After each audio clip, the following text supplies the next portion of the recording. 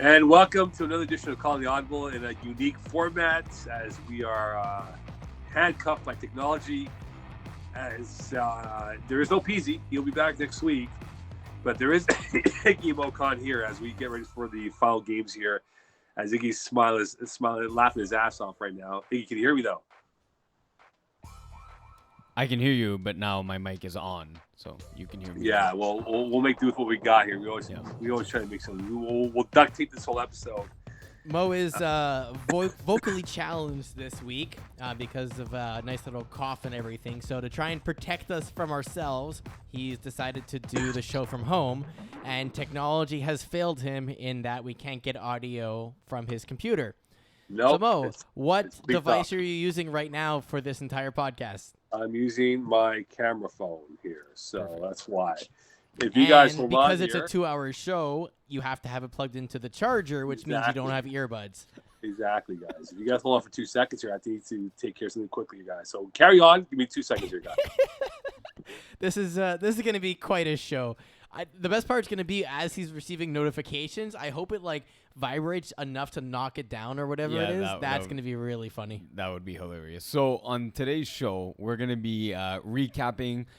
There were either 1 or 2 rounds of playoffs that have happened in all the divisions. We'll be recapping those games. We'll be previewing some of the games that are to come. For example, Division D finishes off the quarterfinals tomorrow, and the semifinals for the other divisions start as early as Sunday coming up.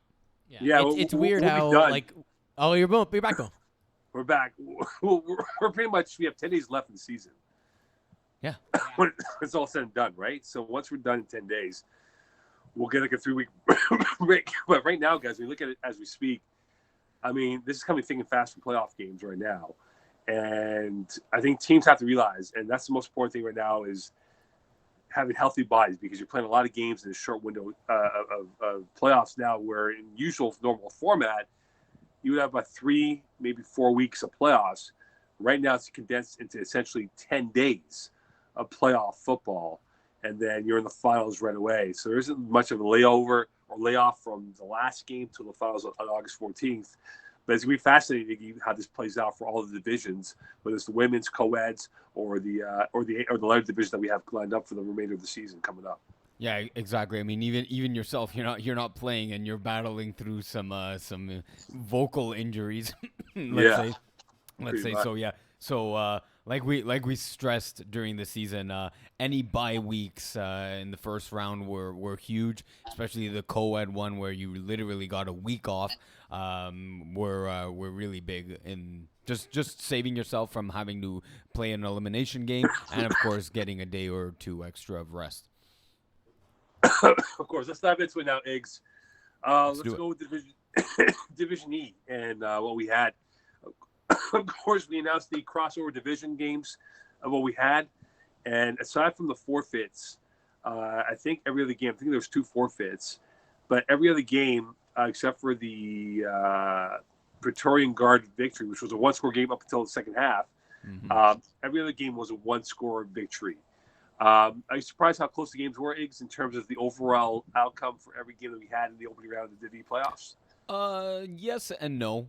Some of the games that did surprise me. Minkia FT only beating QB Roulette by 1 score. Although they did it without Matthew Neese in the lineup. So that was a little surprising that QB Roulette was able to hang in there till one of the final possessions. But other games like Penetrators, Big Fat Bats, Black Label versus Pillow Talkers, not really surprised that they were tight games. Most of Division E is actually fairly ranked, fairly pretty even in terms of the caliber of play. But then, exactly like you said, Praetorian Guard, no surprise that it's like a 20-point kind of victory there. Yeah, they pulled away in the second half. It was a 1-score game at halftime, actually, and then they pulled away the second half, and they were the better team. But I look at, for example, Pill Talkers. They knew coming into the game they had roster issues, and they kept on coming to me for, hey, can you let me know if my roster? I go, guys, we don't do that. Like, they asked me 4 times. I go, guys, we don't do that. Like, you have to verify your own roster. And if you look at that game, Go to the roster. Yeah, go to the roster, Eagle. Check this out. Of course, yeah, all season they busted the cap, and once again, even if they had won and beat Black Label, which they didn't, they were going to forfeit the game because, of course, their defensive cap was over 385. yeah, and that's again, if they come back for following years, they got to understand how the cap works. And they had Jared Taylor, Corey Williams played for them. It was a good game. It was a really good game actually. It came down to the last 5 minutes of the game, which Black Label won. But I just think that it was disappointing to see that 2 teams had to forfeit their playoff games, which is disappointing because regardless of where you are in the standings. Play your games, but whatever reason it happened. It was too bad. But I think overall, the one-score games that we had for every other game was great for this division. It showed the parity that's out there. Iggs has made the point before. And now, we go into the re-rank of games here where we have our best matchups moving forward. So I'm really intrigued to see how the next round of games go with the next 4 games lined up here. And we look at penetrators, right? And they have high-end experience here. But are you buying into penetrators and what they can do now moving forward for the remainder of the playoffs? So they're an interesting case study in FPF because usually most teams will start, in Division E like they have for a couple seasons and eventually move their way up. They made that jump with Rocco Cristiano at playing quarterback all the way to Division C.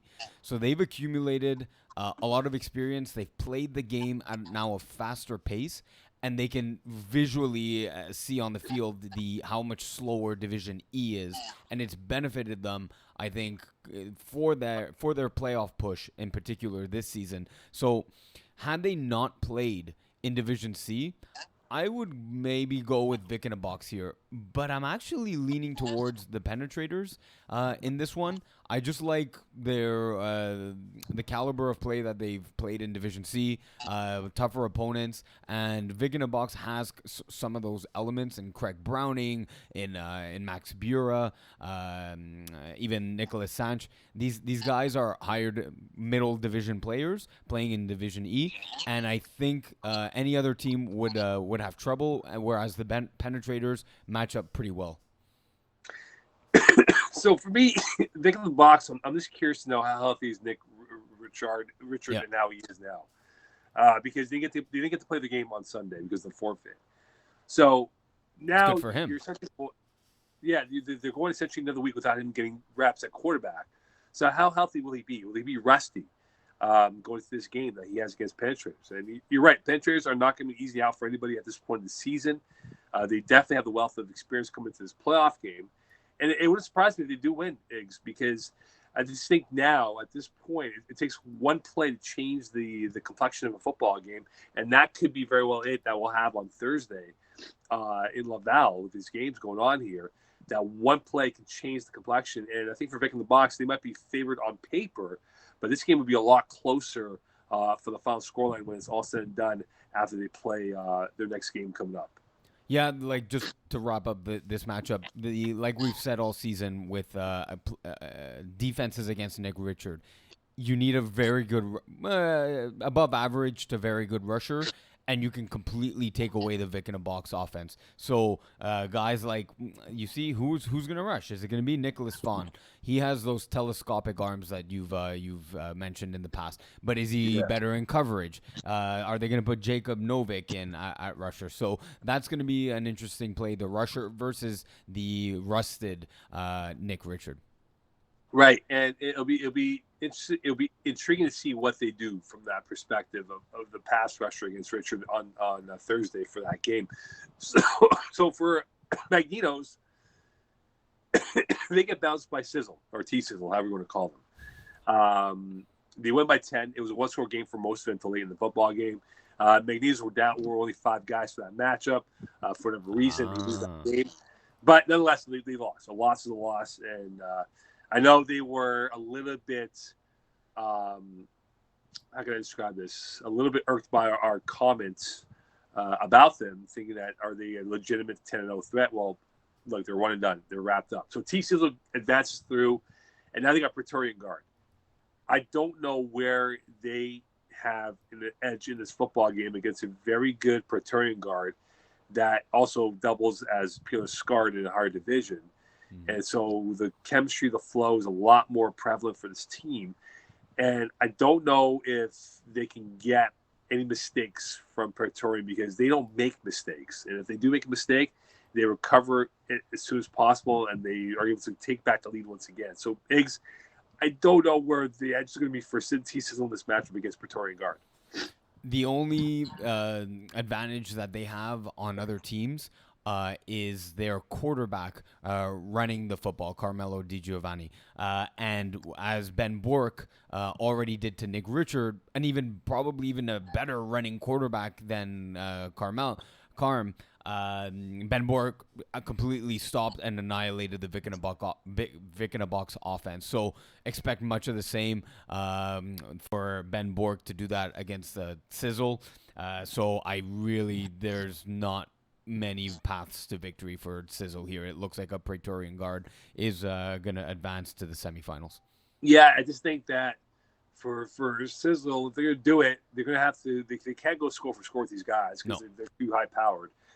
But they're going to have to come up with a game plan that's going to be able to maximize their offensive possessions, and they'll come up empty. Like they got to set the tone. Like if they're going to play the first possession of the game, by virtue of the fact Praetorian Guard have the first choice of whether they want to defer or take the ball.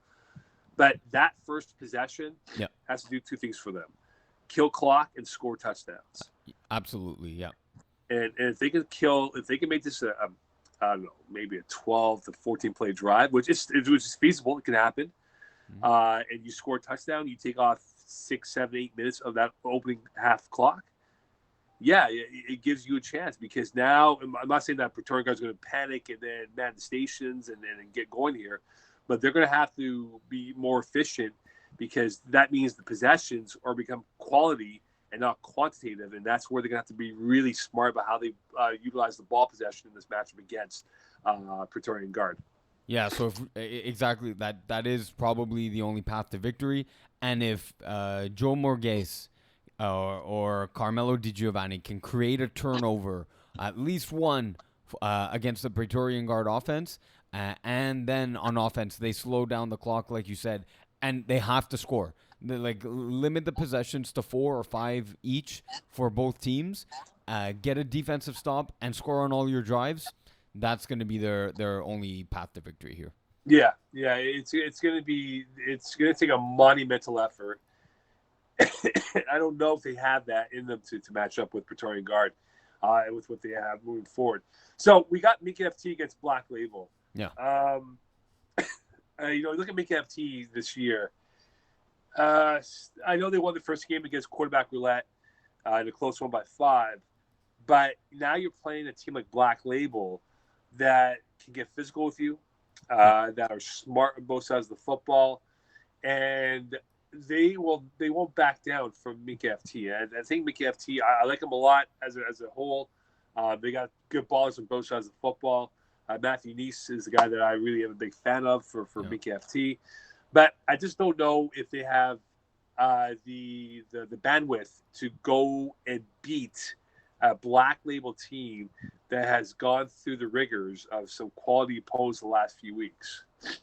Yeah, exactly. So they faced off, during the season. They beat Les Petits Carottes, who were the number 1 seed going into the playoffs. They ended up playing Pillow Talkers in the first round of the playoffs. That was their rematch from a week 1. They've played the Minkia. They actually played Minkia FT, and Minkia won earlier this season, 26-19. So Black Label has now seen the Minkia offense. They now have played against better oppositions, and right. I think, like you, I really like Matthew Neese. He is the primary target and the best two-way player for Minkia. I just think that for Black Label, they have on the defensive side of the ball, Felix Cossette.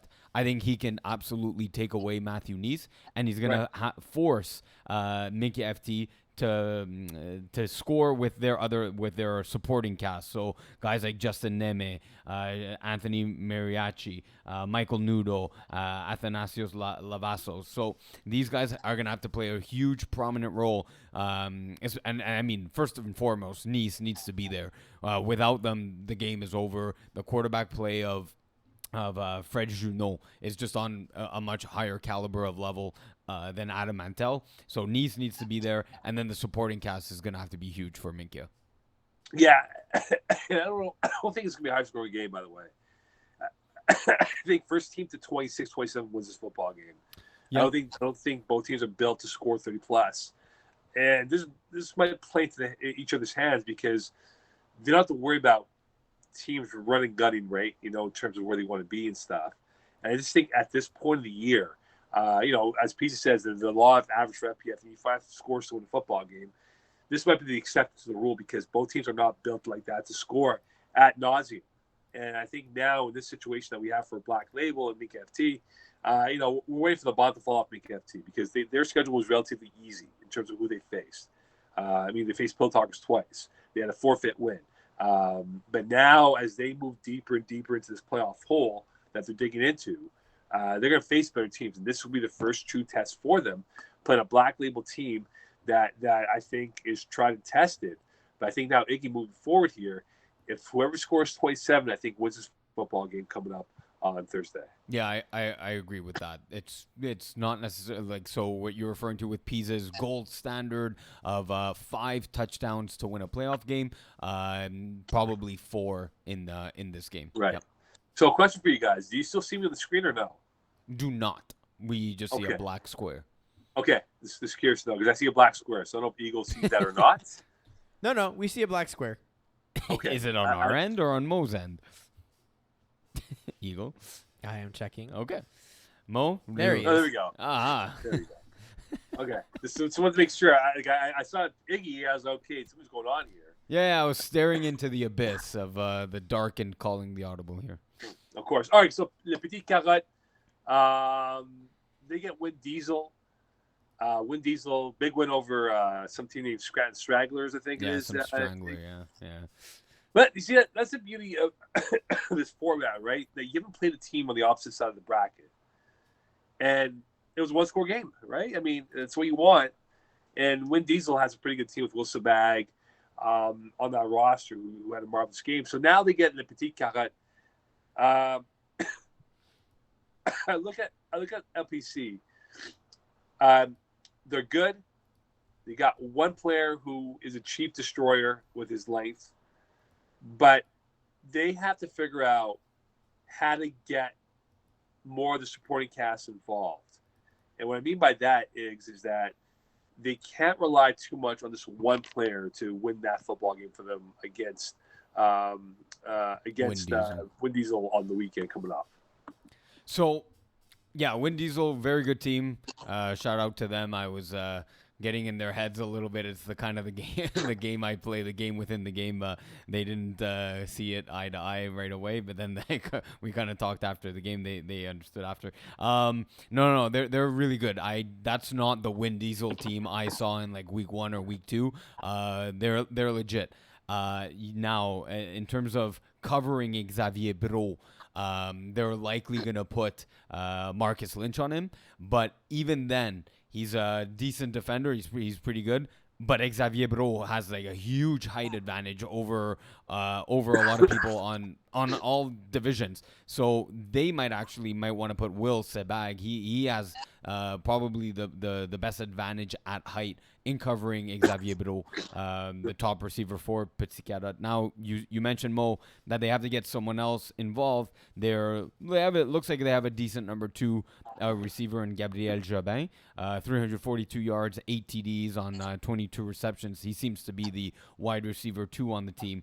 But it's a drop off though, Iggs. When you look at the targets from Bro to Jobin, it's almost a 2-to-1 ratio when it's all said and done. Oh yeah. Like if the Win Diesel defense can, and it's not easy, but if they can stop Xavier Bro they are stopping about 70% of the offense for Le Petit Carat. Yeah. Now, they also have to keep in mind that Jason Reyes, his ability to run as well is there. So the shorts need to stay disciplined for Win Diesel to cover any running ability from Reyes. Right. No, and I think, excuse me, I think that for the BT Carat, I mean, unfortunately, they had a bye week because of the forfeit from Kevin de Rohan. But you think about it right now, they lost to Black Label their last game by 2. They beat Pentraitors by 12, which was a good game, which I score capped. Mm-hmm. They beat Meek FT by 23. So they've had the ability to score points, which they will. Yeah. I just think now in this game against Win Diesel, it might come down to the final 5 plays. Yes. And who has got the ball last to Mm-hmm. win that football game coming up on Thursday. Yeah, because that Win Diesel offense, they're good. They can score. So this game will go score for score. I don't think the defenses are going to be able to stop either offense. And like you said, whoever has the ball last, whoever has that ball last with 5 plays remaining is likely going to be your winner in this game. Of course. Before we get to women's here, Iggs. Yeah. If you look at the playoff format and of the teams remaining, I believe 5 from Conference B and 3 are from Conference A. If I stand correct, am I correct on that there? I count 5 from B. Okay, so it's not bad. It was almost a 4-4 win, right? Almost a 4-4 split of parity. So actually, wait, hold on. Let me do that again. Nope, it's half. Oh, it already is. Okay, so even better, right? So we have 1A, 2A, 3A, and 8A, 2B, 3B, 4B, and 5B. Okay, so even better, right? So they broke even, both teams, right? So it did work, and now we'll see, right? We move forward to the next round of who can play who, and we'll see. Maybe it's an all A final, maybe it's all B. Who knows? We'll find out on Thursday. We move towards quarterfinal Thursday, then to semis next week. All right, on to women's, Iggs. Yeah.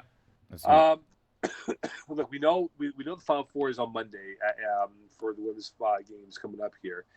I look at this perspective right now for what's left in the season for the women's schedule here. Is it safe to say, even though when you look at the fact that they put each other just last week here, that LPM against Villa, does Villa have any prayer at all that they can pull off the ultimate upset to take out LPM and go to the finals under Gio DeFazio as the head coach? So, if you asked me 2 weeks ago, I would have said absolutely not. That Le Petit Miette were a surefire chance to go to the final.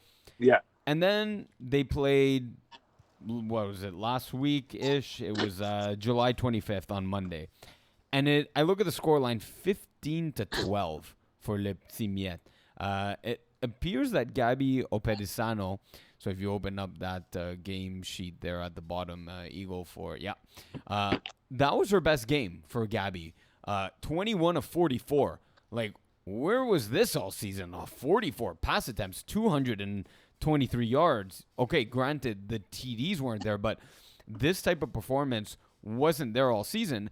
And it looks like Gino DeFazio maybe coached her up. Just, you know what? Take what the defense is giving to you, which is more the short balls. So receivers like Kea Allen Beckles and Olivia Stewart took full advantage of that. You know, the tackling is not easy in flag. There's a lot of space on a 5-on-5 field.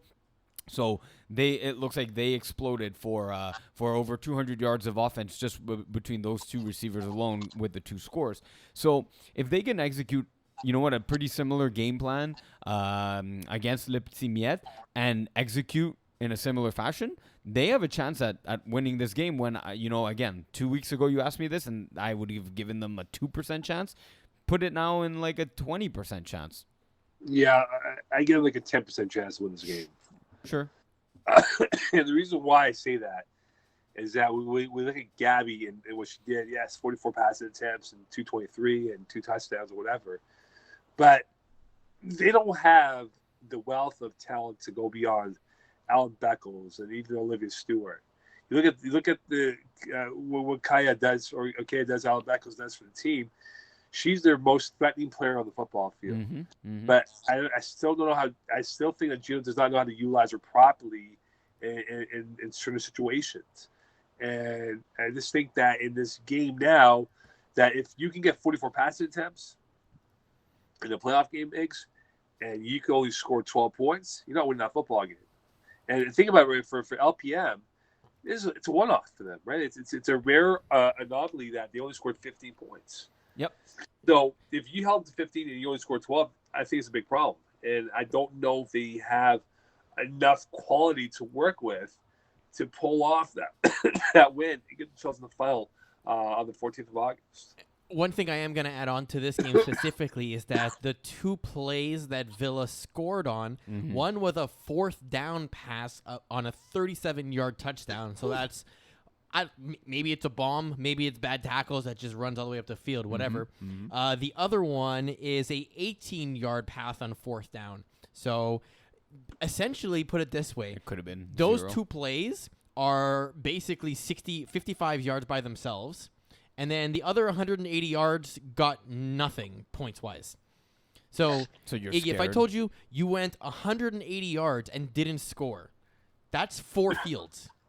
Yeah, that's bad red zone efficiency or just like 4 down efficiency. And yeah, so I see what you're saying. So like take that 37-yard away, take the 18-yard TD away, and you're left with 0 points, right? Now, In 4 drives worth of field. That's the problem, right? If you're gonna march down the field and you can't score in red zone and you do that all game, you're not gonna win. It's as simple as that. Look, let's not sugarcoat this. Le Petits are a heavy favorite going into this, and I was giving Villa a 2% chance. Yeah, okay, maybe 20%'s a little high, but look, if they can execute a similar game plan, then this game was essentially 2 scores to 2 scores. They won't. They won't because LPM will figure it out right away. They should. And you know, they don't have enough quality on that team for Villa to pull out the win.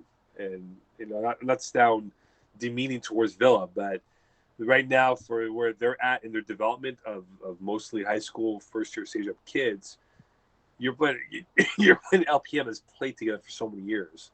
So I just think that LPM has a chance to win this football game. You are dying here. like yeah, the audience should be I don't know, taking a shot for you just to Let me tell the fan here. Hold on. You have fans at home, Mo? Is that how that radio thing works? You bring fans no, it's over not. to your It helps place? with the air. Okay. But like I said, I think for LPM, they're the heavy favorites to win this football game on Monday night. So for Red Nation and Strangers, like the stars are alive for Red Nation here, is to do some damage. We've been critical of them and question the team at times here and what they can or can't do. But now here's a chance, Iggs, to make some noise in the playoffs here and to finally put together maybe a two-game winning streak here to end off the championship, which they couldn't do in the winter season a couple months ago. But this is going to be trickier than the other game. I think Strangers pose a lot more questions in terms of what they can do against Red Nation coming up on Monday night. So did you notice?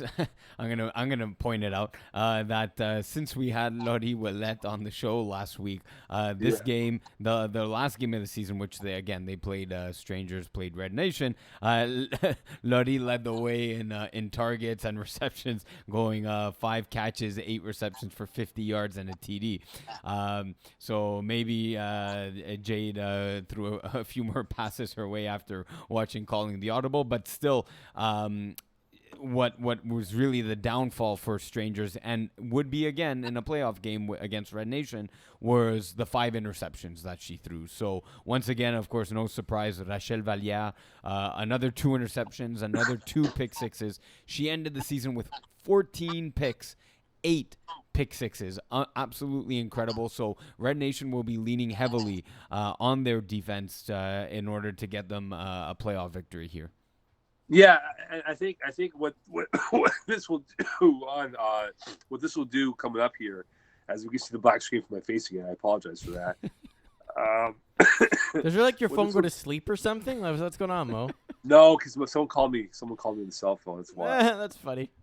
Yeah. So anytime there's an interruption of a phone call, then it goes to black screen. Looks like it, Okay. right? So I think now it's a chance for Alison Sobel to really prove us wrong, like point Yep. middle finger at us, right? Yep. And say bleep you guys for questioning my quarterback skills. Mm-hmm. And she's got, this is a chance. This is her platform to have 10.0, 10.0 these next two games here and be a champion. I just think now for her and where she's at, she's got to really come out there and have a clean game. Like, there can't be too many incompletions with her. That's her biggest knock. That there's a high incompletion ratio, and she can't go 13 for 32. Like, that's got to be a 20 for 32 game. That's 7 more completions. That means, in theory, those 7 passes, because it's 4 plays to midfield and then another 4 to the end zone, that should be another 40, if not 50 yards right there, at minimum.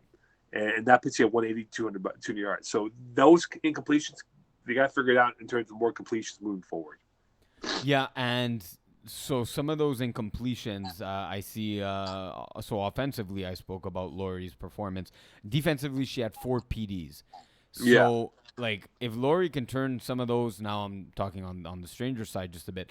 If she can turn some of those into turnovers, like you're what I'm just playing devil's advocate to Sobel's, more completions. If those turn into turnovers for strangers, and Jade doesn't throw 5, maybe throws 2 to keep it at a minimum of 1 interception, that can absolutely swing things in favor for strangers. But yes, I totally agree. If Alison Sobel can get those 20, 21 completions, 180, 200 yards, that's probably another score, maybe 2 scores, so 4 from the offense. And if she can get, again, another pick 6 or maybe even 2 from her defense, I think the favorite here is Red Nation. Yeah, they should win. They should win. But if they lost, if they were to lose on Monday, it'd be a terrible loss. Yeah. It'd be a black, not a black cop. It'd be a gut punch to their stomach. That's for sure. It'd be a Mo Khan. It would be a Mo Khan screen of disappointment. It would be like this sinus infection. That's how bad it would be, right? Like, this is like day 10 of my sinus infection. That's how bad it is. Mm-hmm. It's crazy. Like, it's crazy how sinus infections can just linger for like 10, more than a week. Like, a cold can last. Speaking like of lingering, can you turn your camera back on? Because we're lingering in the dark right now. Like, can you not see me? No, we cannot see you. I'm speaking. But Eagle did something before, though. I'm speaking to the wall. The Eagle, there you go. There Eagle you go. I see you now. Eagle's getting annoyed. I know. He's giving the Eagle look. But like, I don't get you guys sick, with this stupid science. Yeah, sure. But I look, you can get Eagle sick. He's out of the playoffs. It's true. I am still playing in. But we need him for the road show, though. That's the thing. We do. Like, look, let's call bygones. Let's call bygones be bygones here. If it's between Eagle or Mo, you're picking Eagle. Yes, he's the genius, and what really sets apart FPF is that live roadshow finals being live aired and live streamed everywhere. That's the talented work of Eagle at Master Control. Yeah, hopefully Peace has the broadcast. Terrible, by the way. I know. There you go. There it is. That's what I tried doing and failed miserably. We have 8 finals for August 14th. Don't remind me, please. Something like that. Sure. 8. Yeah, it's 8. Okay. Great. All right, Div B. I try to keep my voice, my throat voice. Stay hydrated. Stay hydrated, Mo. I'm trying to hear.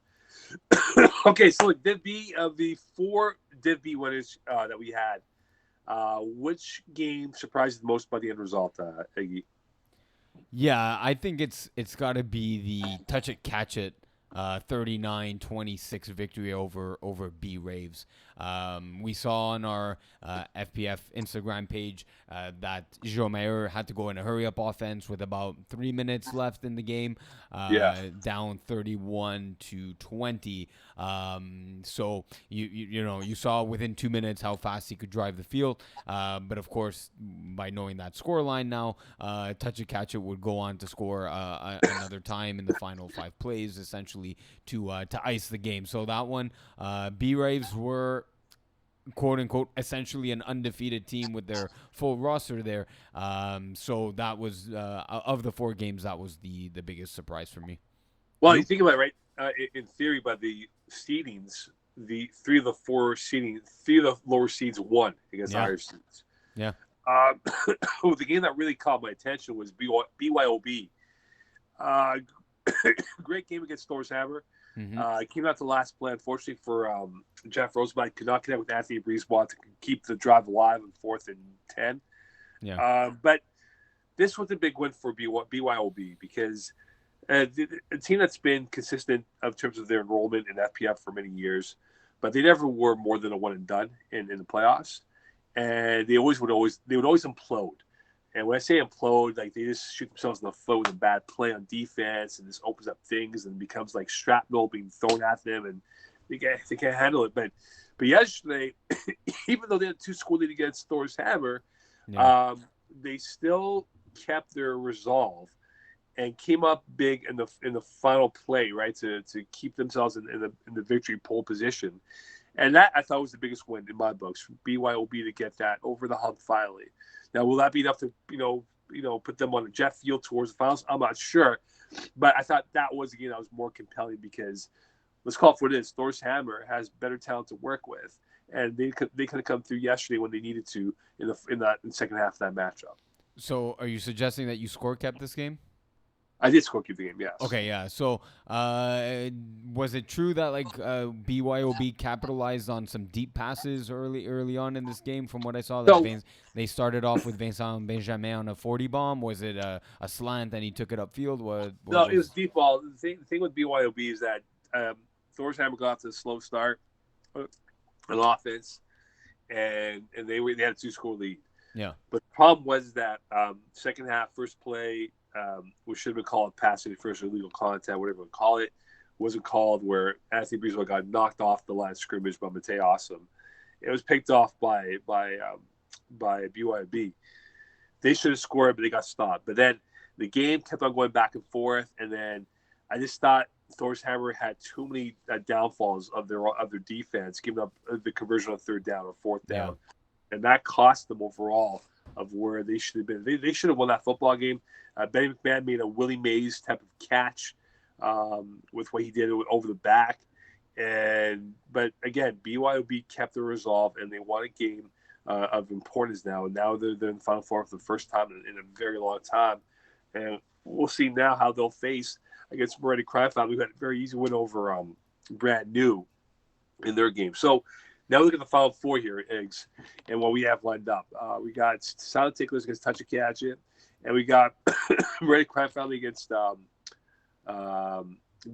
Hold on, I beg your pardon. Did I write that wrong? Yes. No, you got it. Silent Ticklers versus Touch It Catch It, and we got Moretti Crime Family I apologize versus BYOB. because I miswrote that in the script. So, compelling. We'll start with BYB Moretti Crime Family. I don't know if BYB has the patience to stop the Moretti Crime Family offense.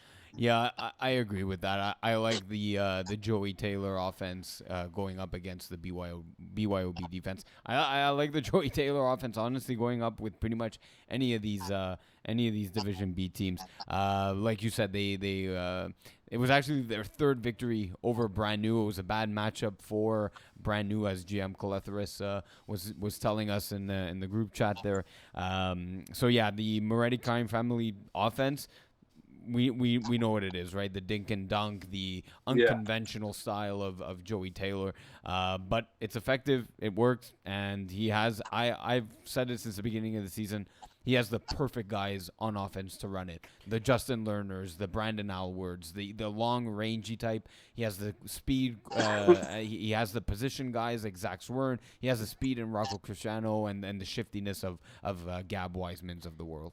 And guys, remember they played in Week 8. Moretti Crime Family won 38-33, but essentially scored on the last play of the game to take the lead in that game, right? So, I mean, you talk about no patience. I mean, you're quite literally in the lead, and they're forcing them to have to score on you in order to win that game. So, I don't know. I think BYOB can just do what they do and force Moretti Crime Family to have to play at their speed instead.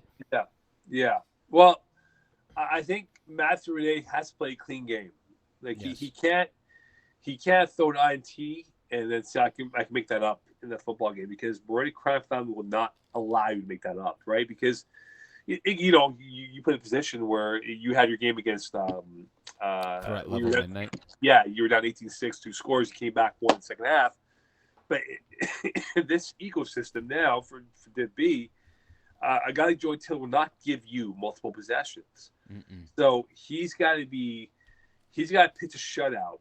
And what I mean by that, not like a perfect game here, but he's got to throw more strikes than balls. Sure. You know what I'm saying? Like he's got to have more completions than incompletions in this case. But he can't. So he can't get himself in that position where he's gonna be. Sorry, man. Holy cow! You're dying. You're dead. You're just dying. You want a drink of water? Jesus. Yeah, hold on here. Since Mo's doing this, Yeah. what is the actual percentage of balls to strikes that a pitcher actually throws? I'm curious I now. don't do baseball. Well, it depends, right? You got to look at the numbers. They have that, right? How many strikes you throw to balls.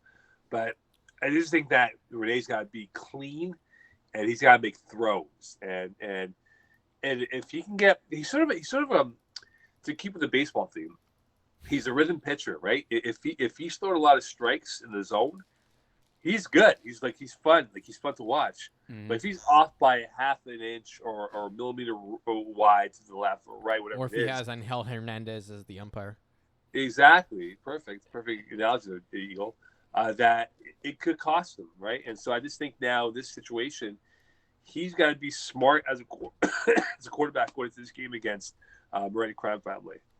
Yeah, just to wrap up that thought, yeah, if the balls are just off enough, they're going off fingertips of players, and then they end up in the hands of the defensive backs going the other way, yeah, that's where BYOB will get in trouble in the game. For sure, no question. All right, so Silent Ticklers, touch it, catch it. Ticklers are starting to really tickle the opposition to death. Same thing. Touch and catch is sort of a team that has been a long time in terms of their core, but Sound Ticklers have some ballers. Adam Rosen being one of them. Rashman Aldicator now quarterback, which puts Jordan Panetta as a receiver. Good receiver. Dan Mancini is a really good receiver himself. I think this is going to be a high-scoring game on Tuesday. Next week at Loyola, where I think first one to 40 wins that football game, and will book their ticket to the finals on August 14th. Yeah, and if you'd give me between the two teams who would reach 41st or 45 first, I'm probably going Silent Ticklers on in this one. Now, touch it, catch it. In their last game against B-Raves, it was Nick Gomez Rizzo, 6 receptions, 115, 2 TDs. He went off. He's going to need to replicate that performance. Were you scorekeeping this game as well, or was this? No, I was not. Okay. No, so it was the field. Yeah. So I mean, I know it could have been deep balls, but it could have also been missed tackles. Very difficult guy to deflag. So from the snapper position, it looks like Nick Gomez Rizzo is going to have another high scoring performance from his end for touch it, catch it. Yeah, for sure, no question about that. And I think Fred Milan has to play well, but with a guy like AJ Gomes, he knows what it takes to get to the finals and stuff. He recently won the spring final last year with down Zara Deve, and now he's got very little left. Right, this is his last chance to win for the season, and I think he's going to ball out. And it'll be fascinating to see that chess matchup with AJ against Roshni, but Alligator, and how that plays out on Tuesday next week, and who can win that battle coming up, Biggs. Yeah, exactly. So I'm not part of that Rushdie career in FPF. But I saw a few games. A few games. I saw a few drives run by Rushdie, and yeah, that's exactly the matchup that I'm intrigued by. Is Gomes on defense, AJ that is. If he can get one, maybe two interceptions, that can throw the switch into touch of catches' favor. And then they're the ones now first to 40. So that's definitely going to be a 7:00 game on at Loyola. I don't know if I'm scorekeeping it, but if I am, that would be an awesome game to watch. Of course. So going to Div A, and Apocalypse, they beat MKMP for the second week in a row, and now they're in the Final Four. So now for them. Are you surprised that MKMP could not beat them this time around, given what was at stake? That, hey, Apocalypse kind of backdoor their way, and you can see the highlights right there, courtesy of our fine cameras of line Christian Bay. But are you surprised, Ix, that it's not MKMP in the Final Four and it's Apocalypse? Yeah, I mean, I am surprised. I mean, that was one of the mistakes there. You asked, what went wrong for MKMP, and that pick at the 1 yard line was one of them. Now it was early in the game, but yeah, to answer the other question, am I surprised More Problems are not in the final? Yeah, absolutely. The roster looks star-studded from the beginning. And yeah, so here what we're gonna end up seeing coming up is I believe there's a touchdown here dropped by AJ Gomes, which is very rare sight in FPF. Look, they ended up scoring on the drive, and one of the key plays here was the extra point. So after Mr. Lazara here runs it upfield, there was a bit of a flag guard, and once they end up scoring the touchdown eagle at like 5:45. You'll see that AJ Gomes gets slightly grabbed by the jersey for the extra point attempt. They end up losing by 1, so that may have been one of the costly extra points that weren't converted. There was one later on as well by Rory Submergent. He was all alone. Here's the little hook and grab. I think he ends up slow-moing it here. Nope. Anyways, there was another one by Rory Submergent back of the end zone where he's all alone for the extra point. He can't believe he drops it. So there's 2 points, right?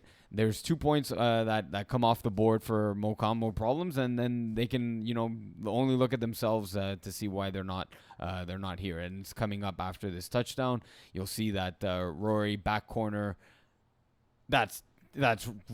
He's super look at Lazara's reaction, right? It says all Dan's reaction to that drop ball. Here it is. Well, look at Dan. Look at Lazara. Minga. Hey, bro, Minga, you serious, bro? And then of course, this game ends on the 1-point convert that Chris Rivet asked, was it in? Was it not in? It's something in the he's kind of in the air and he's right on the line. This is incredibly hard to call. You have to be on the line as the ref, which it looks like from the angle that people are looking at him or looking at the ref that he was well enough positioned. But my God, is that in? I don't know. I can't tell. It's tough to see from that angle, So you can watch that game of the week of MKMP against Apocalypse. Yeah. So we'll start with the Party Crasher Braves game.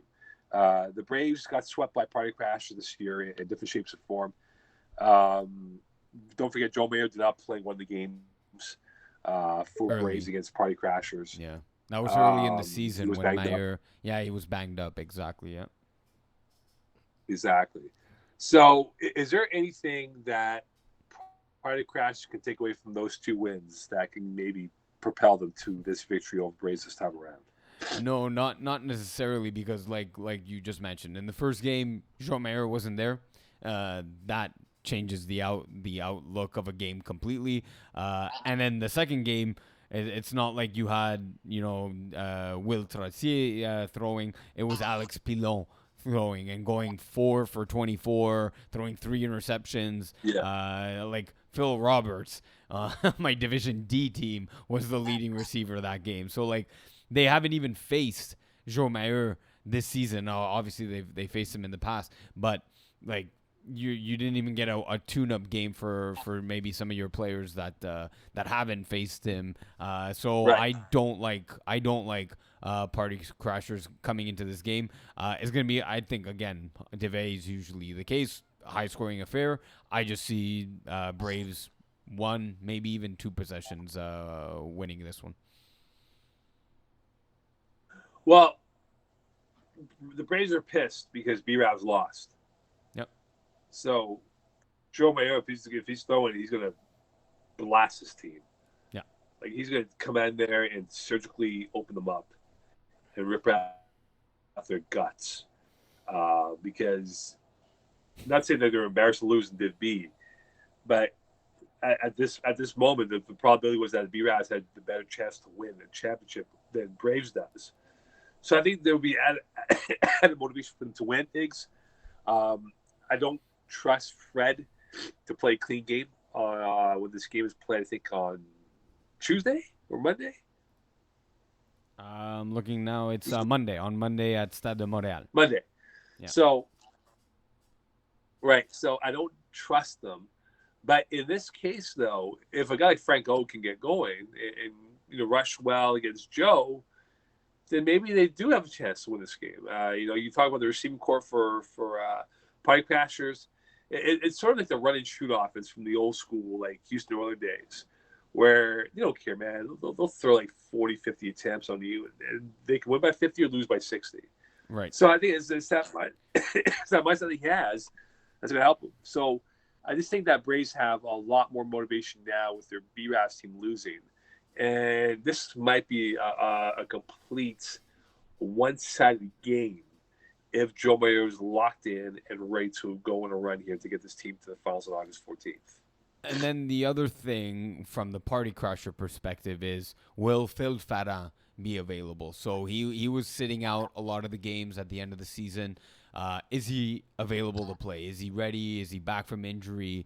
What's his status going to be? Because he's a game changer. He has the ability. You've seen it, right? He has the ability to take over a game, get a huge stop on defense by creating a turnover, one-handed touchdowns in a finals, down 4 points, scoring, back of the end zone, one-handed grab to put his team up with like a minute remaining in the game. So the guy's clutch. So if he's not there, that's a big loss for Party Crashers to have a chance to beat Braves. Yeah. I agree with you on that, and the guy Anthony Brisebois as well, but he can't be the only option for them on offense. If Farrell is there, it definitely helps the cause for sure in that sense. So speaking of the cause, the Apocalypse, they got the All-Stars coming up here, and I put a stat that in the last 7 games they're 3-4, where the games have been decided by 5 points or less. Think about that. In the last 7 games, Iggs, 5 points or less has been the margin of victory for either the Apocalypse or the opposing team. You made a good point that the All-Stars not lost the game since week 1. Yeah. So what gives in this game here coming up? As you answer that question, we get some water right next to me. Yeah, of course. So if you tell me the stat that like Apocalypse, sure, they've been close in all their games, but if you're telling me the spread is 5 points, give me that spread for All-Stars to win that victory. So there's not much that I see that Apocalypse can do. That they have to score on every possession, and they have to try and get a turnover or stop in the red zone. But I can't see that happening with Kevin Wyatt throwing the ball. Yeah, I just think that for where they are now, the Apocalypse. They have played with house money the last couple weeks. I was just gonna say that, yeah. They've for them to get into the playoffs, if it wasn't for a KGP math freeze of what they needed to do to win or attempt to win, they probably are in the playoffs. Right. And I think now for them, Jeff Rosenblatt has become a much better quarterback in the clutch. He plays more like a chess game than before, where he realized. And I'll give you an example against MKMP in the last regular season game. He put his timeouts, declined the extra point attempt after scoring and stuff, so they can score and then get the ball back. The point is that he's got to figure out how his pawns are going to be utilized. Oh my God! Sorry, Holy man. shit! Hold on. You know what? I think you're saying that Jeff Rosenblatt's gonna choke this game. Is what I'm hearing No. you say. What I'm saying that is how he utilizes his pawns, right? And I think in this case, he's got to make sure that these guys are not dropping balls, because the All-Stars close in really quick on the windows. Yeah. But also, and not that we love Alex Blay. You know, Yeah, he's a good I kid. knew it was coming. Here it is. If he's going to rush him, it can't. He's got to rush him and force him to have incompletions. When he gets to be, it's not about getting the sack. It's about forcing incompletions. That's just as great as a sack, because you put a team in third and fourth down, and I think for him now, he's got to make sure that this team or these teams or the team he's playing on Monday, that he's going to force Jeff throwing incompletions, or those incompletions can end up being INTs. And if he can do that, he's played this role really well for them on Monday night. Yeah, and actually that was in the Mo Problems Apocalypse game on Game of the Week. Yeah. Even Isaiah Allard rushing Jeff Rosenblatt, there were 2 key missed sacks and 2 key plays where Jeff was able to, just sidestep Isaiah Allard. One that led to Raul Barudi's touchdown to put them within 2 points. And then the very next play on the extra point convert for 2, Allard once again missed the flags and was able, and Jeff was able to hit the convert for 2 to tie the game at 26. Right. So yeah, disrupting Jeff, it's easier said than done. He's often very quick on his releases, and then once in a blue moon pulls off that move that you're not ready and seeing it coming as a rusher. So yeah, Alex Blay is gonna have to stay disciplined, and yeah, just make sure that that Jeff doesn't get out of the pocket, because good things can happen when that happens. No, no question about that. On to co-ed. I think Alexi Dubois is going to join us, which would be a nice respite for me. Yes, with Dubois here. So we'll get Alexi Dubois on the call as we now get to the co-ed portion of this game here. Sorry, man. Hey, man, look, it's one of those days, Mo. Look, the fact that you're even going through with this is already like a testament to your professionalism. And yeah, hey, look, Pease isn't even here to replace you. That's the other thing, right? He's in Toronto or something stupid. Or he's stuck in Mississauga right now at Pearson Airport, right? Yeah, exactly. Apparently stuck in Mississauga. You might be in Spain for all we know. I think people are gonna see you on the field, Mo, and like be offering you halls and maybe vodka shots. I don't know, one of the. You know what? I'm at a point now. We have Alexi Dubois with us, the Prime Minister with us, but honestly, like I'm at the point where I think my throat's just drying up every single time, and I got to do nationals on Saturday, so I'm trying to conserve my throat. Going to the final 2 days. Hopefully by Saturday it'll be much better. I think I will be, but. Prime Minister Dubois is now with us. Alexi Dubois, do you have any remedies for a person who's going through a sinus infection, as I am right now? Sinus infection? It's the pot of boiling water and the cloth over the head. It's the steam treatment to clear out the sinuses. Okay, I'll try that tomorrow then. See how that plays out. It's good for the skin too. You're absolutely right about that. All right, Mr. Prime Minister, it's co-ed. And we're now down to the nitty-gritty here. Just quick before we get to our questions, What's caught your attention so far from the playoffs, or what will be of the playoffs coming up here for co-ed in the next week or so? I think we just lost him. Hold on a second, Mo. He literally just disappeared on us. Okay, we'll get him back. That's really funny. Oh, he's back. Don't hit the hang up button. I didn't click the hang up button. It's this weird messenger call thing, and I closed like a background messenger tab, and it just yanked me into oblivion. Did you hear the question, or does Mo need to waste his voice again to ask you? I'll use his voice again, please. I heard it, but let's just hear it one more time for the sake of it. Okay, your impressions of the playoffs so far? The playoffs so far is boring and as expected. I mean, every single team on the left won. The one game that didn't go according to script was the one between Fast Not Furious and Sifok, where Fast Not Furious was supposed to win. They had the ball with 5 plays left, Fast Not Furious, and they were up by 1 point. Iggy, you're a quarterback. You're up by 1 point, 5 plays left, and you lose the game. How did you not win? So the other team trying to let them score. They run 1-yard hooks. Justin Weir takes off scrambles, chucks the ball up, intercepted. Oh no! Oh no! Yeah. Oh no! That's not the way you want it. You No. drive the field, get the first down. Yeah, no, you don't throw a risky pass like that. My question is, do you drive the field or do you kneel it out 4 times? And then And punt. punt?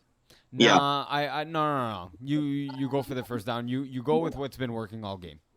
Yeah, I continue my drives. But it's so on that play, it's a first down play that he gets intercepted on, right? Oh. Take the sack. Just run out of bounds. Do anything. Don't try and force it. Hold on, unless he was in the end zone, and then you don't want to get sacked, because then it's a safety, and you're now losing by 1 and giving the possession to the other team. But you're up by 1. Like, even then, just throw it into the curtains. Take put it into the ground. Drop the ball. I mean, anything. Don't get intercepted. Yeah, come on. Mm-hmm. That's bad. And Justin Weir's one of the most mobile quarterbacks in the division. He'd been having a great few games on top of it, so that's a really crappy way to be knocked out of the playoffs. Yeah, so that's so boring as expected. So in co-ed 2, Alexi, who's more likely to pull off the upset in their matchups? Is it Sneaky Snakes over Kiss My End Zone, or do you have 3 Hanas over Les Princesses? That's an interesting question. I'm going to go with 3 Hanas over Les Princesses. Sneaky Snakes and Kiss My End Zone played near the end of the regular season. It wasn't an especially close game. If I'm correct, I think Kiss My End Zone might have been missing James that game. I'm not 100% sure. Correct. I just don't feel like Sneaky Snakes have one stellar athlete to rival, whereas 3 Hunas have Nicolas Pierre-Massé, who is a star athlete who can take over a game. And that, for me, is the deciding factor. Yeah, Mo, the question was who's more likely to pull off the upset, so it wasn't like he was pronouncing. I can't see him losing at all, guys. I score cap now, I think 3 of their games this year. Yeah. And they're just athletically gifted. Mm-hmm. You talk about their quarterback play this year for what they have possessed this season, Alexi, and what they've done this year. I love the quarterback play with what they have. I think Arsenault's a really good player. He can definitely play the men's side here. But I'm a big fan of the receiver. Dimitri Mel's back. He is a guy that is a Cirque du Soleil type of player. Like, he can catch the ball, corkscrew it, acrobatic and emphatic in the air. I just think that he is a guy that's a matchup problem for anyone, whether it's going to be this weekend if they do advance to the finals. That is a guy that if you can't stop him, it can be a long day for your opposition. And I think this might be a long day coming up for what they have lined up against 300s coming up on Sunday. Hate to tell you you're wrong, Mo, but I think I disagree there. I think Dimitri might be the team's leading receiver, but he's very much a possession receiver. He's not the most athletic receiver on this team. He'll catch the balls he's expected to catch and produce some yards after the catch. He's not a matchup nightmare. If you're game planning against this team, you can take away Dimitri. Oh, I missed Emil Barthelemy. I apologize. I missed Emil Barthelemy. Yeah. Yes. I apologize. Yes. That's what Barthelemy is a real issue. Yeah, Barthelemy is a guy that, as I said before, not to reiterate, He's acrobatic, emphatic in the air. He's a corkscrew type of player. He is a matchup nightmare. And again, if he gets going, it opens up for everyone else in that football team moving forward. 100%. So, yes, I agree with all your points. Now, 3 Hunas do have the better female athletes out of the two teams. So, if Rekka can really evade tackles, get the chains moving for 3 Hunas, she can one-up 3 Hunas over Les Princesses in terms of the female play. Fully agree there. She's probably one of the best female players left in the bracket at this point. Probably the best snapper right now in co-ed 2.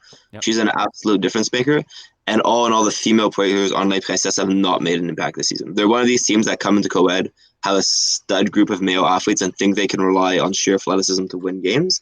And ultimately, both defensively and offensively, you'll wind up getting exposed at a certain point, especially when there's female players that are more talented than your own. And not even more talented, more involved in the game. Yep. Sorry, Alexi, when you look at it now for both co-ed 1 and co-ed 2, what is the best finals matchup for both tiers moving towards August 14th? Oh yeah, Alexi, it's been like this all show. It's little, and you only called me now. I could have replaced Mo a long time ago. The best finals matchups. Let me look. Let's start in co-ed 1. That's an interesting one. So for starters, I'm going to say it's not any matchup with Easy W. I saw Sam Pelchat play quarterback in Division C. All in all, he didn't look especially impressive. He was exposed by Vultures and James Drysdale. I'm not sure I have faith in him going forward. Sorry, Alexi, he's a dink-and-dunk quarterback. Watching him play in the co-ed game at Papineau last week, the last regular season game, I was telling Iggy this last Wednesday. He doesn't have a playbook that goes beyond 10 yards. No. And they figured it out. And they stopped him. So he's an extremely short passing quarterback. He's a short passing game quarterback. He's not a super exciting quarterback to watch. He can make it work in co-ed 1. Not an ideal finals matchup. So if we were going from that game, I'd like to see Lipsy advance. I think that's a really exciting team to watch play, even though they're missing players. In terms of the other semifinal matchup, that's an interesting one. Justice League against Kiss My Outlaws. Both of these teams will be understaffed. There's a major touch tournament in Ottawa that day. Serge Pilon, Isaiah Allard, and Sarah Parker are all playing that day. So it's a question as to whether any of them will be present at the game. Oh, that's right. That big tournament in Ottawa this weekend across the university. That's right. Yeah, there's a bunch of FPF teams playing in that. That's going to be a battle of attrition to see who can actually come out of that game alive and with enough pieces. Let's toss it up. I'm gonna choose Kiss My Outlaws, my own team, because the last time Kiss My Outlaws and Lipsy played is one of the most exciting games I've seen. It was a wild 41-40 game, and I think a match with that in the finals will just be really, really exciting for everyone involved. In co-ed 2, if I can keep on hogging some airtime here while Mo hydrates and recuperates those airwaves. For me, this is going to be controversial. It's going to be 3 Hunas against Kiss My End Zone. A lot of people would choose Les Princesses. 3 Hunas are the only team that have stopped Kiss My End Zone from winning. There was a 31-31 tie, I think, in week 3 of the regular season. Mm-hmm. This is a matchup that generally gets heated. The last time these two teams played, they brought out the entire fan squad, complete with posters, children, families, the entire thing. You need 3 Hunas in the finals just because I know they'll bring a great ambiance and that'll really liven up the game. That'll make the game in itself a lot more interesting. It's fun to play when there's a crowd in the stands.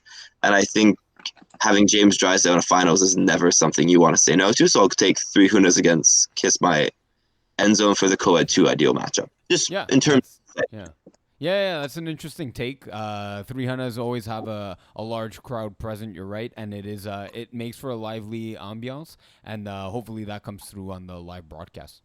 If I can flip you and ask a question to Mo, actually, tell me if I'm taking too much time. Only Mo. So Nicolas Pierre-Massé. No, trust me, this is great for my voice. Thank you. Nicolas Pierre-Massé, I think plays receiver at Queens, if I'm correct, for training camp. Will that have started by the time the finals come around, or will he be available for this team?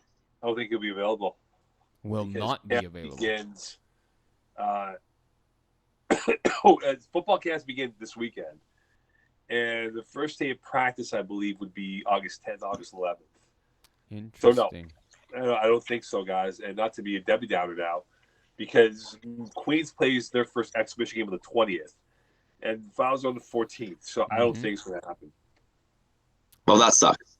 Yep.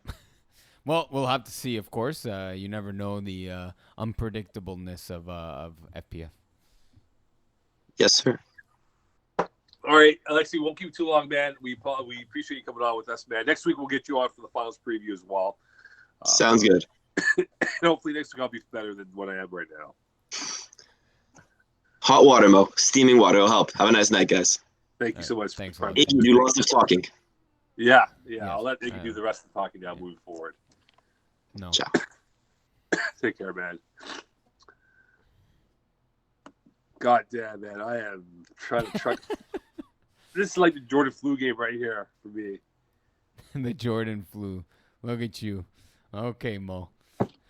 I think I'm gonna put a towel over my head, man, and do the rest of the show like that, like how Jordan was being carried by Pippen to the bench. All right, are we moving on? We're done with co-ed here. We'll move on to Division C.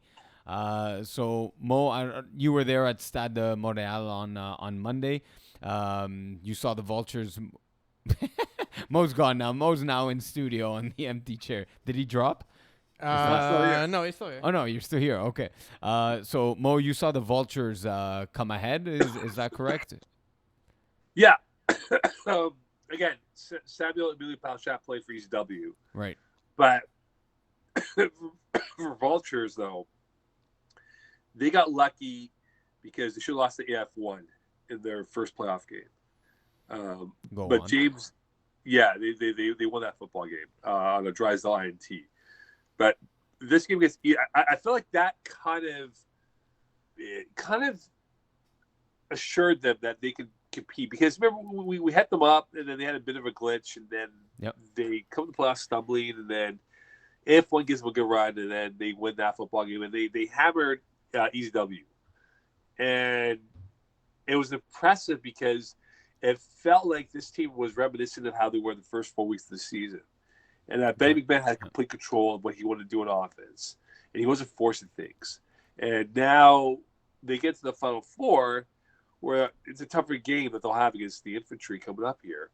But I'm curious, Iggy, like, is it Benny's legs or is it Corey Woloski's arm that's the biggest question or biggest concern in this football game coming up? Yeah, it's an interesting take on I guess on the quarterback play here. I think, I mean, you're asking either or. I think both things can be true. I've said that a few times here. Now, it might be Corey Woloski's arm against the Vultures' defense. Now, the Vultures' defense, of course, has always been the Achilles heel of the team. But that said, it's now 2 playoff runs in a row where their defense actually comes up with a lot of big stops. In the winter season, they put up a similar scoreline, like 38-13 or 20 against Honey Martin. They stopped them. They stopped the Beer Belly offense in their semifinals on their way to the championship finals. They weren't, of course, able to stop the U, but it seems like their playoff defense takes a step up and turns another gear. So, even though I'm answering Corey Woloski's, that's the hard name to do on air, Woloski's arm can probably carve up the Vultures' defense, is what you think is probably going to happen. It might not be the case. There's the Anthony Drysdales, the James Drysdales of the defensive world that come up big in playoff games, and they create turnovers for Vultures. And you know that once with the ball in his hand, Benny McMahon is 90% of the time, 9 times out of 10, he's scoring a touchdown on his offensive drive. He's got to go to Juwan that show more often. Mm-hmm. And he is. Well, that's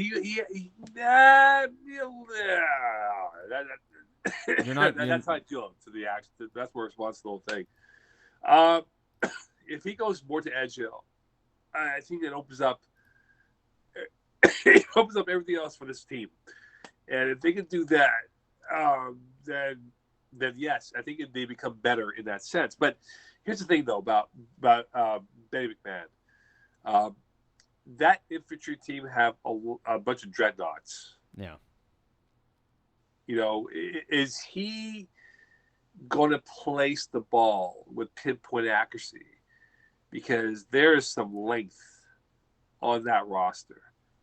Yeah. And I don't know if he will have the ability, I must say, I beg your pardon, if he'll have the time, not the ability, the time to make those throws when it matters most with those guys defending against them. Yeah, so I mean, obviously Ben McMahon can hit an open receiver any day, all day. But you're right, the tighter windows, the precision point, especially when he's on the run, right?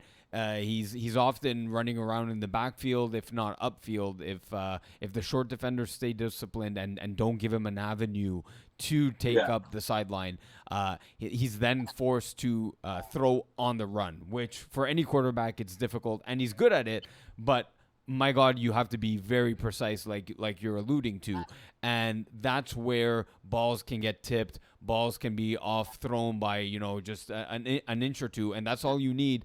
All the infantry needs to create turnovers themselves. So you're absolutely right. I think throwing on the run is going to be a big part of this game, and Ben's accuracy is going to have to be on point.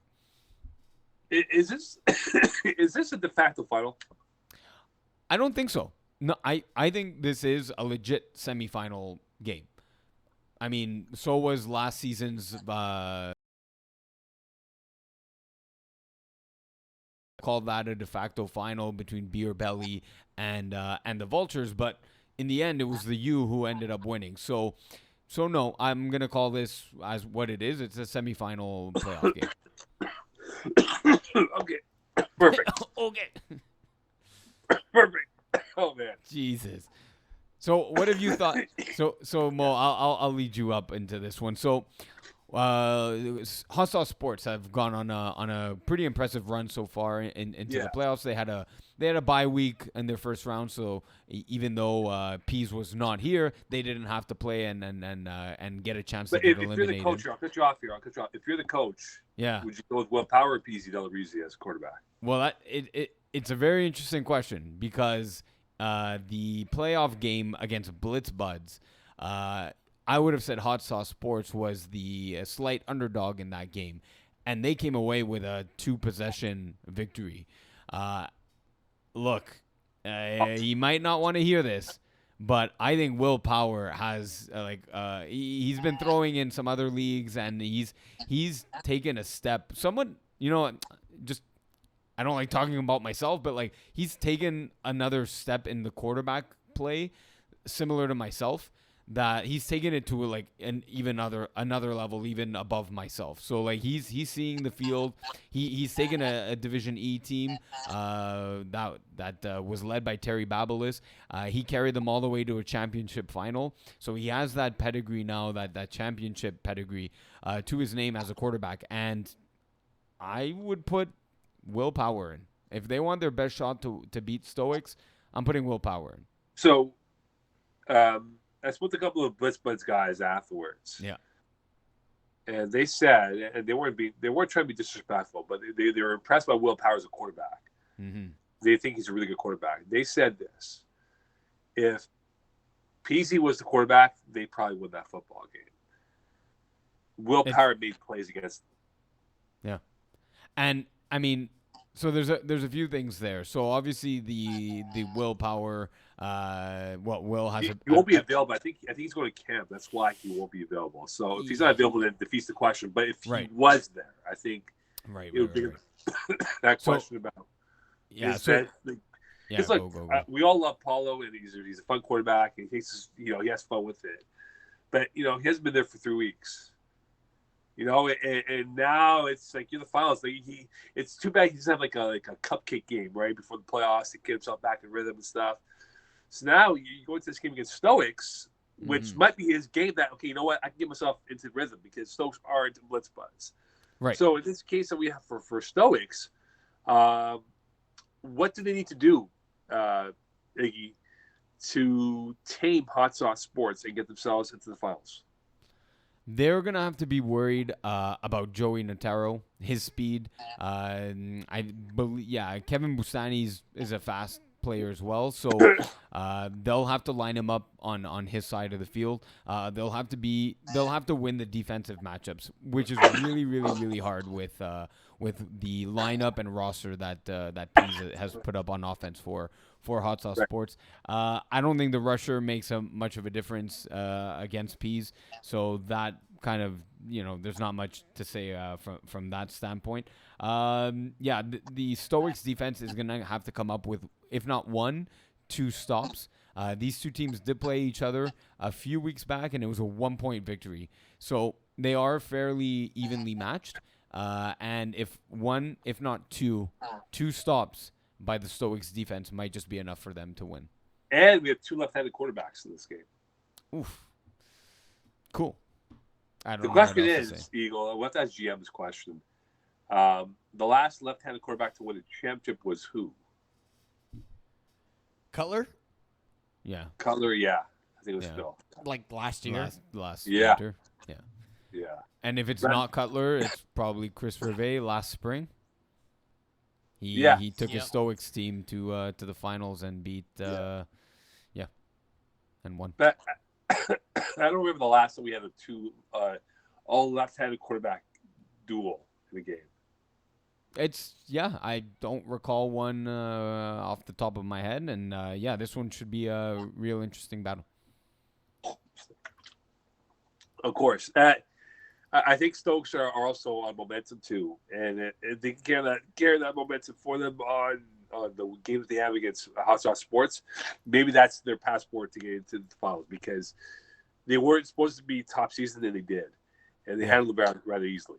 And Chris Gervais is very confident right now about what his team can do against Hot Sauce Sports. They're not relenting on confidence here, but they're gonna have to play not their perfect game, but they're gonna have to play a really good game to get this victory over Hot Sauce Sports.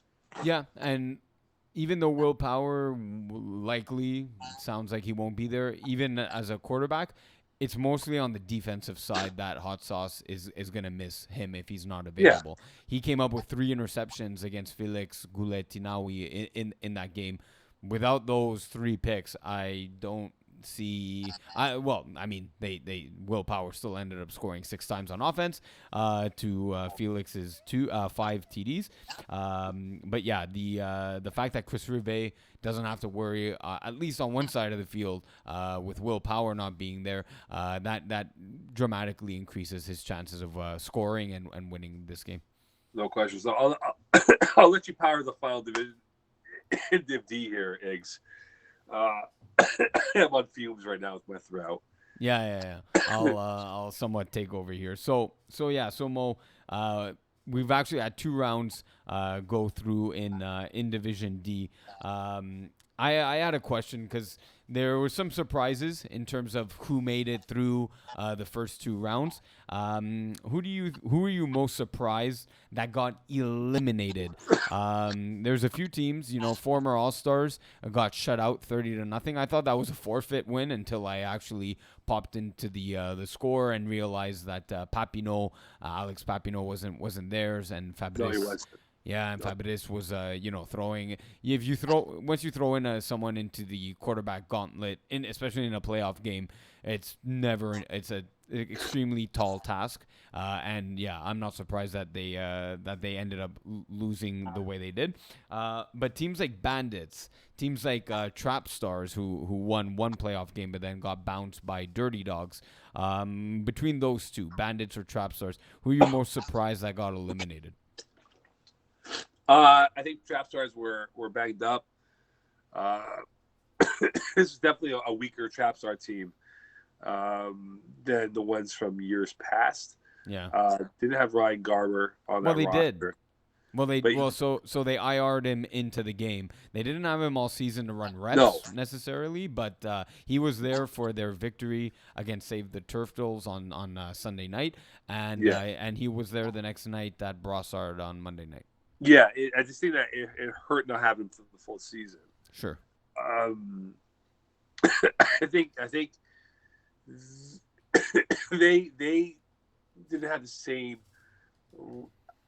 sorry, didn't have the same roster as they once did in terms of what they wanted to be. But I think that fuck. I'm sorry, my language. This is I'm sorry. I asked you too long of a question. So bandits or trap stars? Pick one. Who are you Trap most stars. surprised that's eliminated? I'm not surprised. Trap stars. I think bandits are a little bit more surprising for what they couldn't do. Yeah, I'm surprised too. That's a team that like I saw lost, and I'm like, man, that's a good thing that team is out, because once Cecil Belanger, once he gets on a rhythm, he's that Bandits offense might be one of the best in the division. Their defense had some holes, and I think who was it that beat them? Glory Boys exposed that, and maybe got one stop on defense more than what they could against Glory Boys. So yeah, I'm kind of happy Bandits didn't make it, because they're a team that could have made it all the way to the final. Before we get into actual like game previews and everything, I just want to bring up the bracket, because this is the first time we do a true bracket in FPF for, in this case, Division D playoffs. The biggest difference here is, besides the wildcard games where there's matchups, our finals, like this round that's coming up right now, we have seeds 1, 3, 4, 5, 6, 8, 10, and 15, where normally you'd be having Killer Rays play Wide Open Bar, and that would be, don't let me wrong, Wide Open Bar have had a decent season, but I think that would be a disaster, right, for Wide Open Bar. Glory Boys would have to go against Dirty Dogs. I think that's probably a good game too. And then you have, would it be Peerless Scarred versus La Cité des Jetons, and Primetime versus Kiss My Vulture.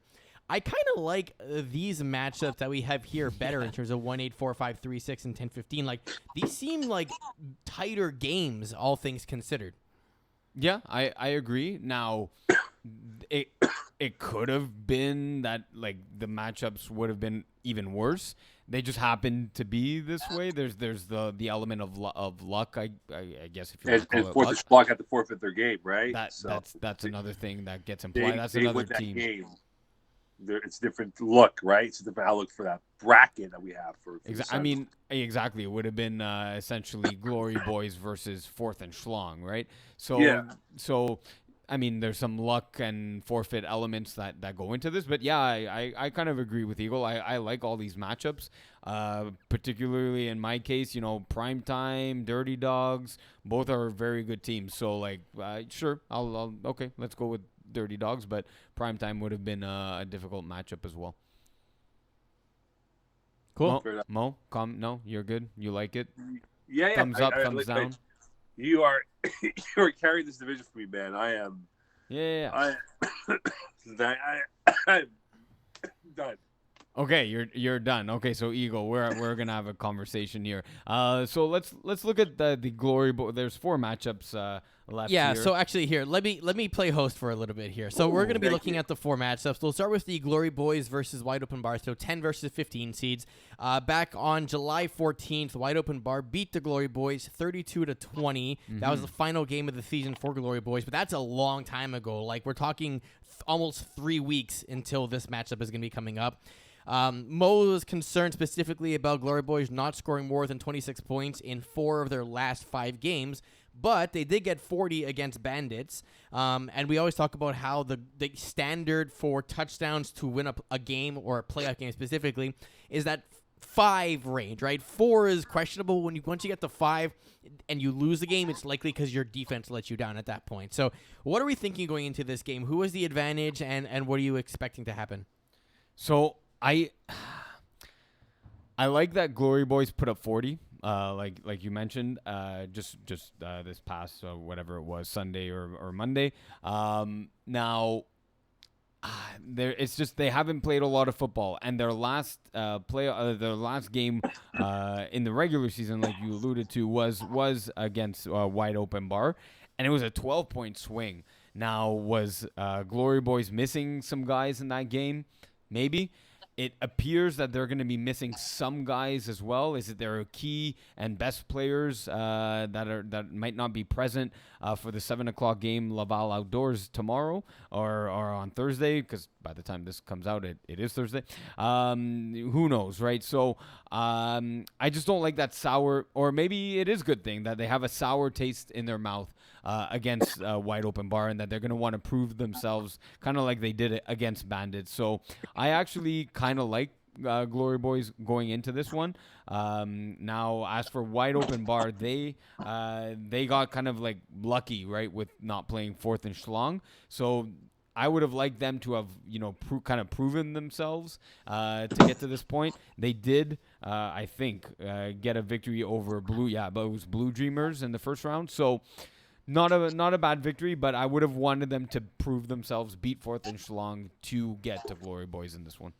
All right, we're going to move on to our next game here. Dirty Dogs versus Kiss My Vulture. I have a question I'm going to add to the script here before we get to the one that's actually in here. So what I've done is I've pulled up the Dirty Dogs schedule. So there's no previous matchup between Dirty Dogs and Kiss My Vulture. So here's the Dirty Dogs schedule. What I want you to do is try and find a team that you think is most similar to Kiss My Vulture that Dirty Dogs played through their season here.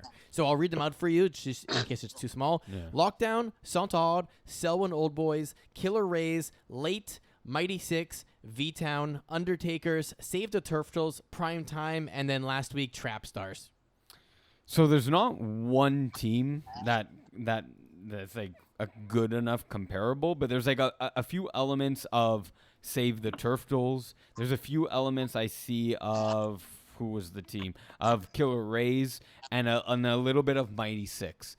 So now if we look at those matchups, the Mighty Six was it looks like it was a forfeit win against Killer Rays was 25-19, and Save the Turtles at 29-26 victory for Dirty Dogs. So all in all, we're looking at a one possession game, which is pretty much what I expect this one's gonna come down to.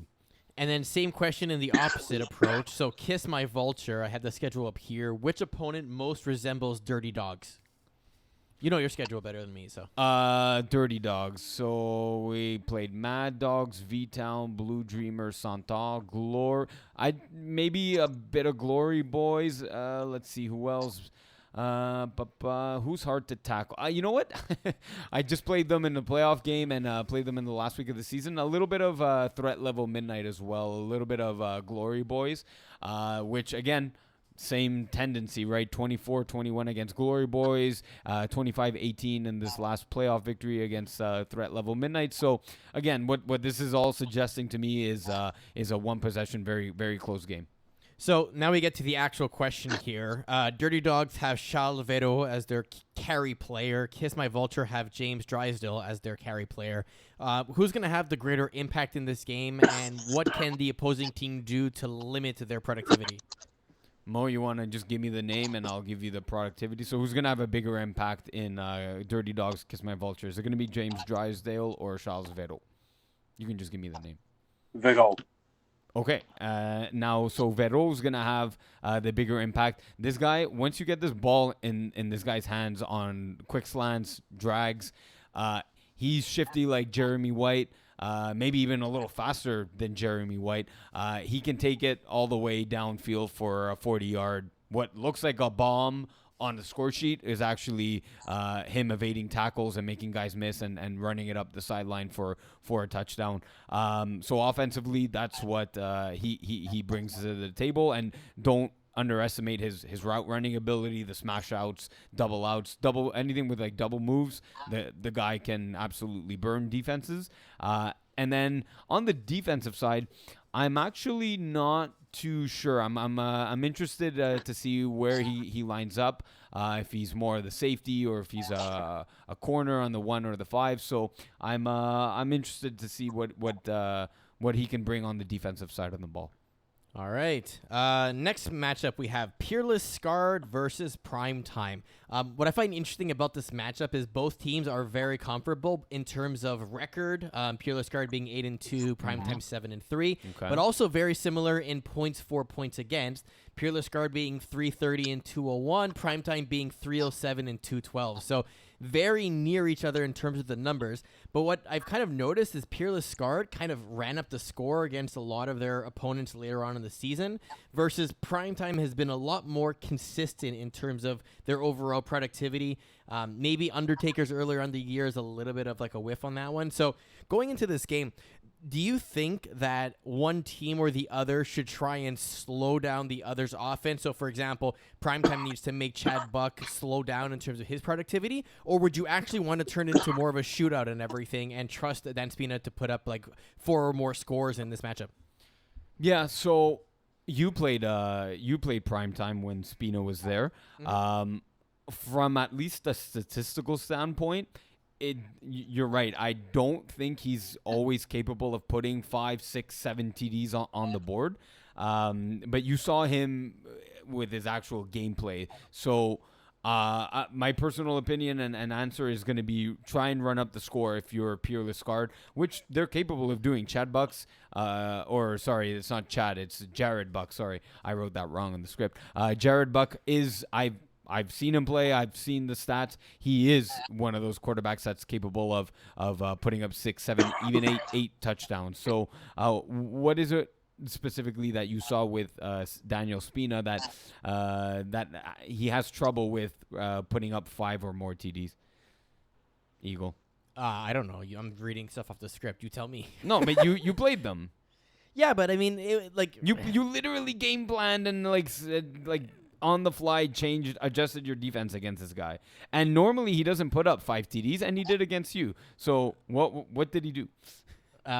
He exploited our weakness in our defense due to roster issues. The end. I mean, they took advantage of interceptions. The end. Oh, okay. All right. Now I've seen. That's not to take away the fact that they actually execute and everything, but yeah, I think their offense is actually very one-dimensional, if I'm being honest. In a running sense, or because he runs a lot. It's broken plays. Okay. So that's where I think Peerless Scarred has the advantage. They're more of a systemic offense that's more inclined to drive the field and score. If, let's say, they have 8 possessions, 6 out of 8 possessions in every game. They're more consistent with their offense, and I think that consistency is going to be huge in this playoff game. All right, in our last game. One more game, and then we're going to go picks of the week. Mo, if you want to take a break on those, we can have Iggy do them all, and he'll vote twice. Killer Rays versus La Cité des Jetons. This one's interesting to me because Cité des Jetons actually beat Killer Rays early on in the season, 43-34. That's week 1. Yeah. And I don't think Killer Rays dropped a game from that point onwards, right? They basically went a perfect 8-0 from that point. On top of, in that first week, they also had a doubleheader as well and beat Selwyn Old Boys in that one. So this is the grunge match for Killer Rays, the team that got away, that ruined their potentially perfect season.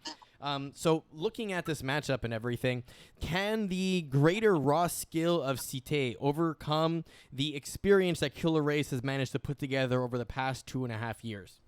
So I like the fact that, and Killer Rays already signed up for the Fall Cup, so cool. Good to see you that you're coming back, because I clicked on the team and they had no team picture, no games played. I was very confused for a second. So I like the fact that these teams played each other.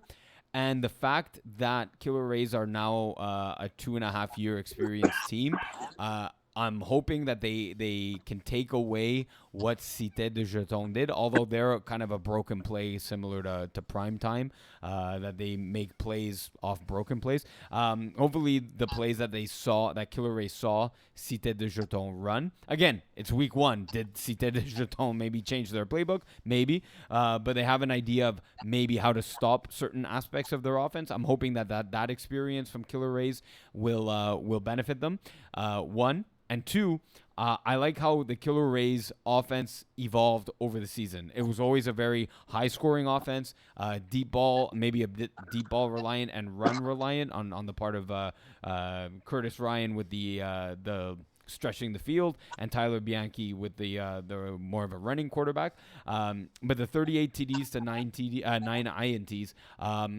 I just like the way the offense kept it going from the Division E championship run that they had last season, and were able to still put up the points in Division D. So for those two major reasons, I like Killer Rays overcoming their perfect season. Or right. their Mo, loss. I'm going to give you a chance here. Is there anything you heard that you disagree with that you want to change the opinion of? No. So, to maximize my words, Yes. I kept that Killer Rays La Cité de Jeton game back in Laval. Okay. They neutralized the Killer Rays offense.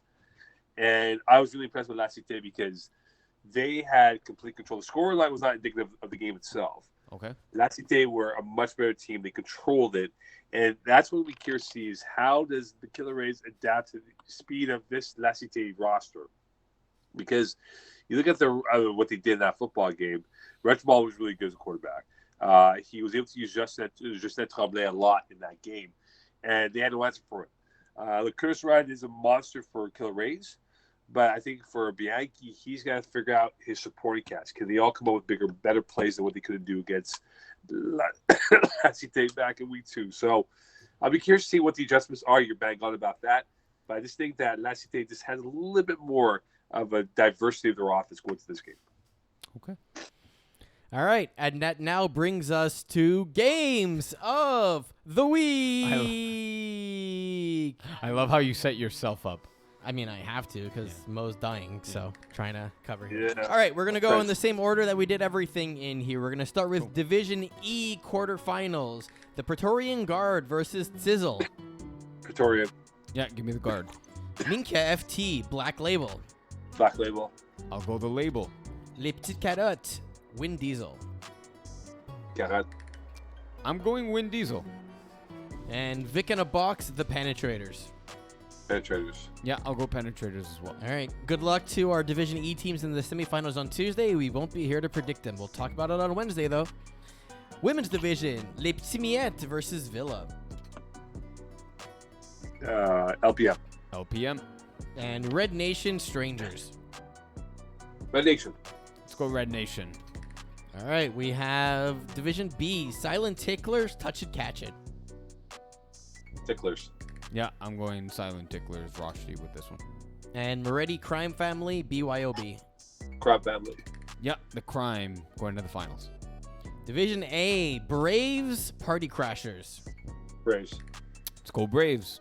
All Stars, The Apocalypse. All Stars. All Stars, we're going to have Braves All-Star final. And Coed 1, Kiss My Outlaws, The Justice League. Outlaws. Yeah, I'll go Kiss My Outlaws. And Easy Fun, Les Petites Fuck. LPP. Yeah, LPP, we're going to have a rematch of Kiss My Outlaws, LPP 40-41 the last time they played. Coed 2, Kiss My End Zone, Sneaky Snakes. Enzo. Can't pick it. Les Princesses, Three Hunas. LP. Yeah, I'll go Les Princesses. Division C, The Infantry, Vultures. Infantry. I'm going to go Vultures are back in the spring championship. And Hot Sauce Sports, The Stoics. Hot Sauce. Yeah, What let's time's go the Hot game Sauce. at, Eagle? What time's that game at? It's 10 o'clock at Loyola, outside. No, but in the finals. They advance to the finals. When did they play? 8:10 in Brossard. Oh, man. Peace is going to be hammered by like 4:10. Yeah, I mean, not if he's in the finals. come on, right? Peas, Like, make it to the finals. Let's go. We also lose a cameraman in Chris Rive if he makes it too, so we're screwed No, either way. because... Oh yeah, it's true. Yeah, wait, no, we don't talk about it, Mo. We don't talk about it. We'll talk about it next We week. don't talk about Bruno. I don't know, whatever. It's fun. And we have Division D, Glory Boys, Wide Open Bar. Mo. Glory Boys. Yeah, I'll go Glory Boys as well. Dirty Dogs, Kiss My Vulture. Vultures. I cannot pick it. Peerless Scarred, Primetime. Scarred. Yeah, Pure Scart. Killer Rays, La Cité des Jetons. I'll go with the Rays. Oh, okay. I'm going Rays as well. I thought your whole thing was building up for Cité. I'm going Killer Race. Never expect the unexpected with me here. Okay, good. All right, and then of course our Division D semifinals are going to happen on Tuesday. Good luck to those guys. We'll talk about your game next week on Wednesday and preview your championship finals. That's going to be our games of the week for our penultimate episode of Calling the Audible for the spring season. Honestly, guys, I'm really happy Mo survived, even though at the end there it was like running on fumes more than anything else. But I'm glad you're still here. I'm glad we figured out the technology, sort of. Iggy, thanks for filling for Peas while Peas was exploring the European villas and delicious cutlery, charcuterie boards. Cutlery. Yeah. Cutlery not included. I was going to say culinary, and then I changed my mind to charcuterie, and then I just said cutlery instead. A reminder to all the teams who will play FPF Fall Cup, it is now open officially, Eagle. Yes, so Fall Cup registration is officially open. You can find the registration link on the sign up area. You can register as a team or as an individual. We offer 4 divisions, Tier 1, 2, 3, and Co-Ed. Caps are on the site, so you can figure out when that is. Games are Sunday, Monday, Tuesday, Wednesday. New ratings have been uploaded. If you have a complaint about them, I don't care. They're correct. Okay. So, but seriously, you can submit a rating review request if you want, but chances are it's not going to go anywhere because I did a really good job this time. So. Job well done. All right. We will have a mega show next week, a mega cast show. We got to talk about that, by the way, because I am not available for Wednesday. But if you guys will go Wednesday, we'll figure it out. Anyway, we'll figure it out. Hopefully by then I'm better. If I'm not, then we're in trouble for Road Show then. Just sniff some fumes the way Alexi told you to do it. So, just the right fumes, though. Yeah, not the poisonous ones. I'm almost over this thing. It sucks because it's the last part of it. It's lingering, and then it seems like the lingering part's the worst part. We're getting a message from BZ. How's the show, gents? Yeah, tell them how the show is. Mo is done. I've now I think I've signed a contract overriding Peas on the show. I think I'm the new full-time associate here. Well, you'll be with us next week for the MegaCast show, right? We're gonna have all the branding and stuff and doing the final stuff. All right, and I'm waiting for a barbecue too. So there's something about a barbecue. Yeah, to be determined. That's worst, please, Eagle. Good night, Deshaun Watson. Good night, Hollywood Brown. Good night, Trevor Penning. Good night, Marquis. Yeah, that's what I said. All the drama in the NFL is insane. Good night, Vince. NFL training camp. Good night.